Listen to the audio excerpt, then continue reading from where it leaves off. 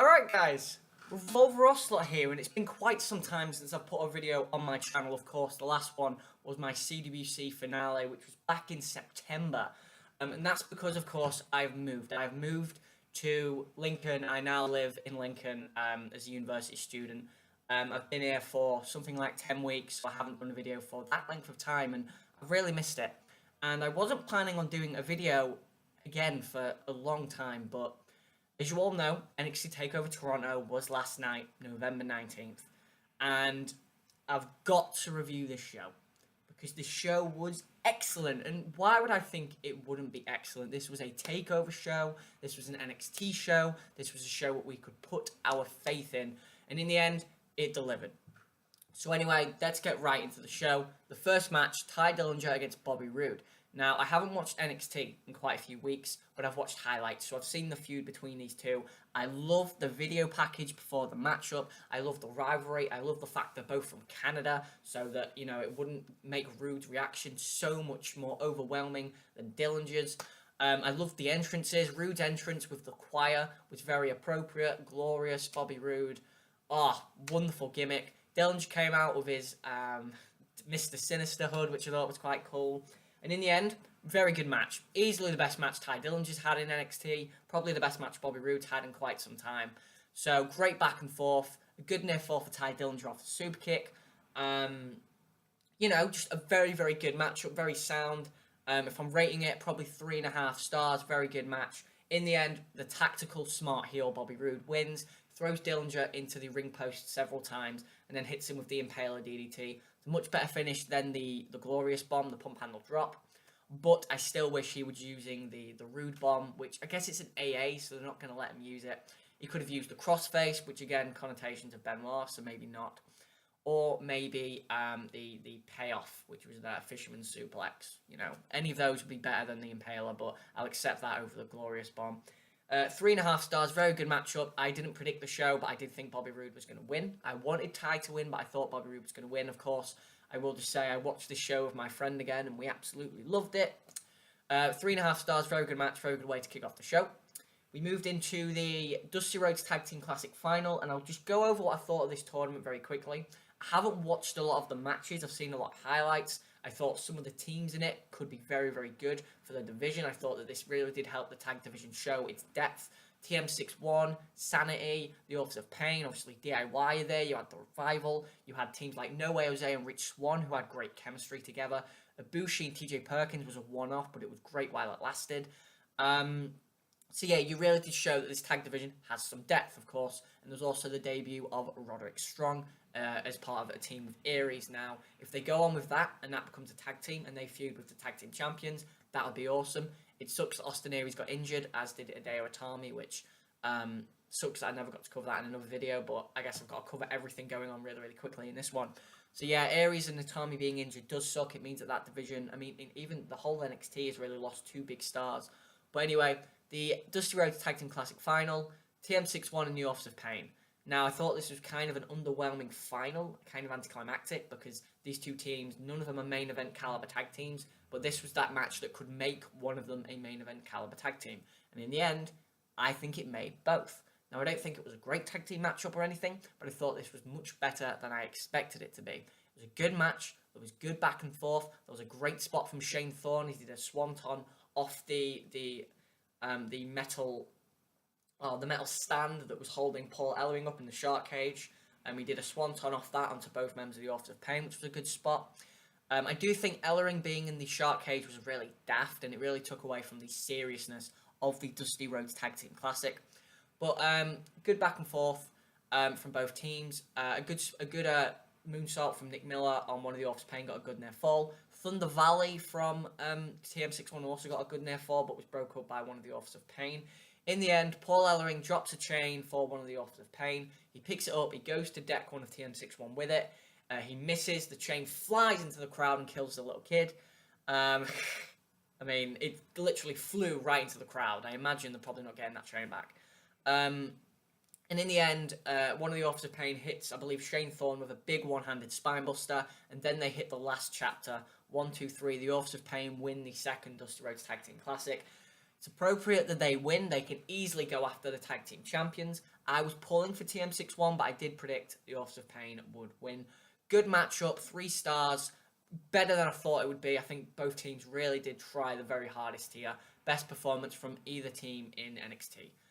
And moving on, we have a matchup which the whole internet is talking about. 2 out of 3 falls for the NXT Tag Team Championship. Gargano and Ciampa, DIY, taking on Dawson and Wilder, the Revival. Everyone's talking about this. And my friend put this very bluntly. He said, this is this year's Bayley Banks. And I said, you know what? I actually think you're right. The Revival and DIY had an unbelievable tag match. Now, you know that I am a huge fan of both teams. Revival, favourite team in the world. Best heel tag team. They are geniuses. They are so smart. They are so technically sound. They don't do anything flashy because that's not their style. People aren't going to like that. I absolutely adore that because they'd rather be booed for doing something plain than cheered for doing something cool. But yeah, as we all know, I was very excited going into the Brooklyn match, and I thought that match was excellent. I gave it 4.5 stars. This one here, there's no match on any of these nights. Obviously, Survivor Series is tonight. Will I review it? We'll see. Depends on how good it is, to be honest.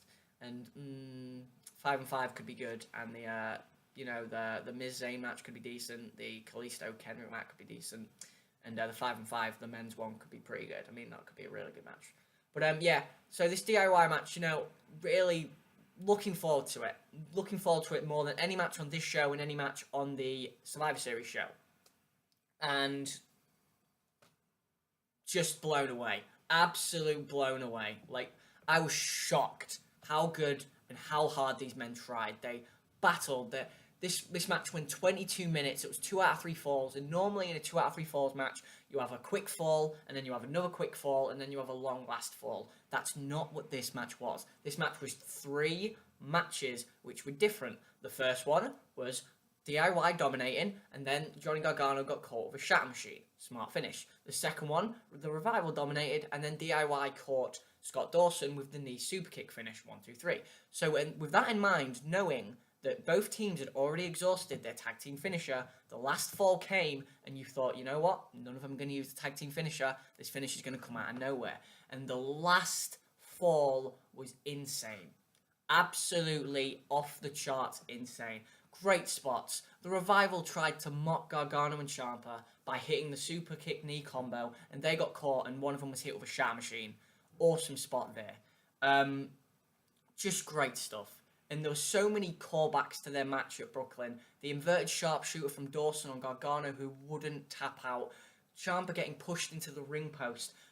Gargano at one point kicking the title belt, which was part of the match where it's that when you book a match correctly, you know you've done it when the audience has an emotional invest. And in this matchup, there were so many points where you thought, Gargano and Ciampa are going to lose. Gargano and Ciampa are going to lose. They're going to lose again. And in the end, they kept fighting. They kept stopping. And the Rival tried everything. They tried the tights. They tried the belt. They tried the leg lock on Gargano. They tried everything to win this matchup. And in the end, they couldn't. Dash Wilder got caught in a Gargano escape. Scott Dawson got caught in the bridging armbar by Tommaso Ciampa. They held each other's hands and didn't tap. But in the end, they tap out.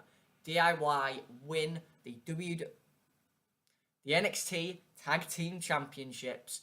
What a wrestling match. 5 stars. Go out of your way to watch it, because it was unbelievable. Unbelievable. I've been living here for like 10 weeks. I have not seen a match that good. Nowhere near that good. I've seen 3 wrestling pay-per-views. Clash of Champions, No Mercy, and Hell in a Cell. No match on those shows could touch that match. Couldn't even touch it. 5 stars. One of the best matches the WWE's put on this year. Probably the second best behind Zayn Nakamura. Go and watch it, for the love of Christ. Moving on, NXT Women's title. Mickie James, which of course was a cool callback. I haven't been able to talk about this either. Cool to see Mickie James again. She had her old theme music, which made one of my friends very happy. It's cool theme music. I kind of like it. It's catchy. It's kind of like Sami Zayn's a little bit. So Mickie James versus NXT Women's Champion Asuka. The best match Mickie James has ever had. Easy peasy. Asuka can carry anyone. And I didn't say Mickie James got totally carried, but she's been out of the WWE for a couple of years. She hasn't wrestled an opponent like Asuka ever.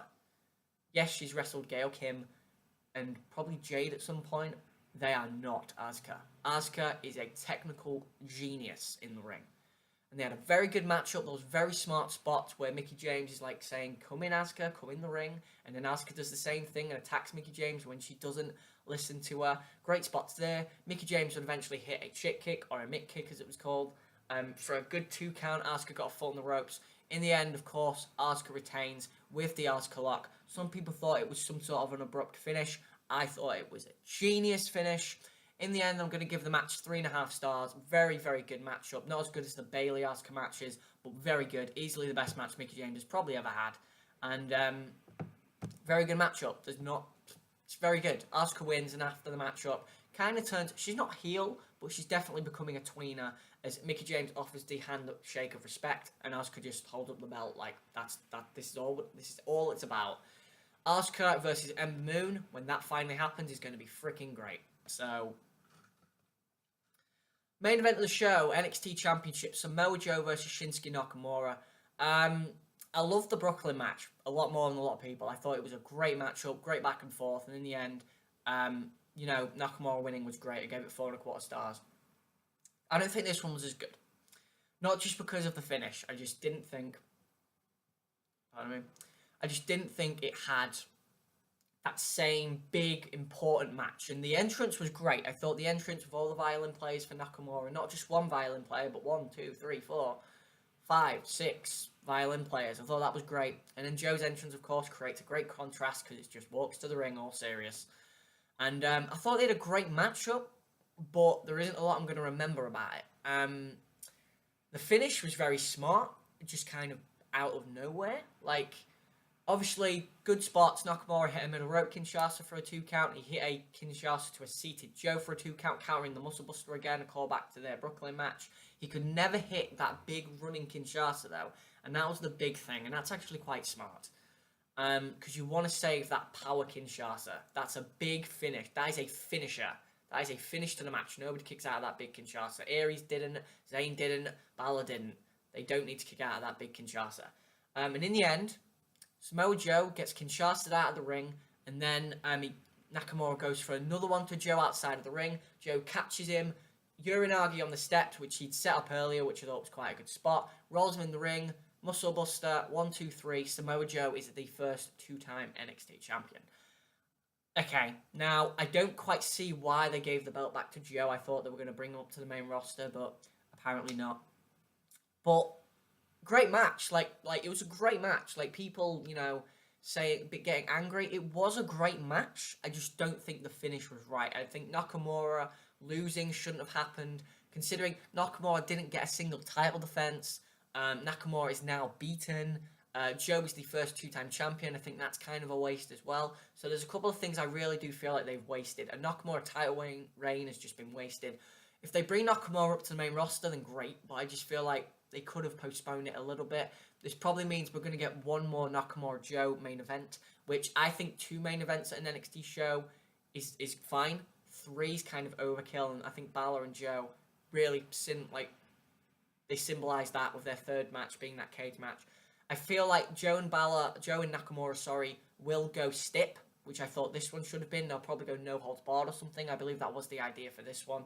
So that probably means the next one will be no holds barred, which is fine, because we haven't had a stip match in quite a while, so good for them. But I thought it was a great match. My prediction was wrong. I thought Nakamura, I went 4-1 in predictions. I thought that, because obviously I said I thought Roode was going to win. I thought the Office of Pain were going to win. I thought DIY were going to win, and I knew Asuka was going to win. I thought Nakamura was going to win, but hey ho. 4-1. 4 stars to the match. It was a great match, great main event, but just wasn't as good as the Brooklyn one, and it didn't feel as special as the Brooklyn one. And that is NXT Takeover Toronto. Overall, I'd say the show 9 out of 10. Really great show. Not as good as Dallas, definitely. Was it better than Brooklyn? I think you could nitpick. I think you could say the undercard here, the Office of Pain match was good. I gave it 3 stars, which honestly I I raised my grade as I talked about it because I enjoyed it quite a bit. Obviously, the DIY match, go out of your way and watch it because it was, unbelievable. But yeah, 9 out of 10, great NXT show, and thanks for watching, guys. I hope you've enjoyed my little return here to review NXT Takeover Toronto. I hope you watched NXT Takeover Toronto. Tell me your thoughts on the show. What did you think to the Revival losing the tag team titles? What did you think to DIY taking tag titles? What did you think to the match? Do you think it was as good as the Brooklyn one? Do you think it was a tag team masterpiece like I did? I thought genuinely one of the best the best tag team match I think I've ever seen. I can't give it enough credit. Benoit and Angle against Mysterio and Edge at No Mercy 202 was the best tag team match I've ever seen until NXT Takeover Toronto. Thanks for watching, guys. This has been Revolver Rosselot.